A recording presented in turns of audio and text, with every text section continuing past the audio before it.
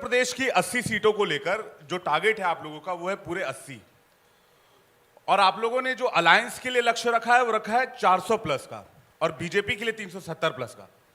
तो इसको अचीव करने में पहले 2 फेज के बाद आप लोग क्या फील कर रहे हैं, कितना उस टारगेट तक आप लोग पहुंच पा रहे हैं, या फिर उस टारगेट को लेकर कोई संशय मन में पैदा हो गया?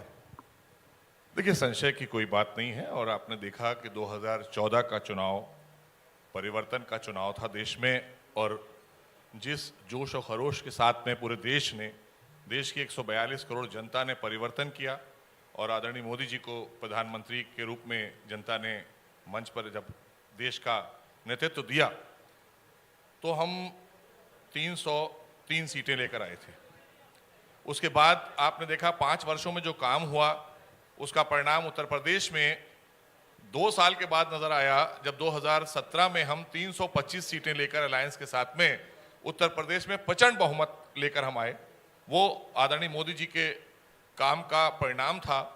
और 2017 से लेकर 2019 के बीच में उत्तर प्रदेश में लॉ एंड ऑर्डर की स्थिति आदरणीय योगी जी ने, और जिस तरह से यहाँ पर गुंडाराज और भ्रष्टाचार और जिस तरह का माहौल था उसको दुरुस्त किया आदरणीय योगी जी ने, और देश की जो योजनाएं थी आदरणीय मोदी जी की, उन योजनाओं को धरातल पर उतारने का काम किया। उसके परिणाम स्वरूप हम 19 में जब चुनाव में गए तो अलायंस के साथ हम 353 सीटें लेकर आए। तो इसलिए बेचैनी अगर कही जाए या कोई संशय, वो विपक्ष को होना चाहिए, क्योंकि विपक्ष लगातार घटता चला गया। भारतीय जनता पार्टी, आदरणीय मोदी जी की सरकार बढ़ती चली गई और भारतीय जनता पार्टी की नीतियों पर, सरकार की नीतियों पर देश के लोगों को विश्वास बढ़ता चला गया।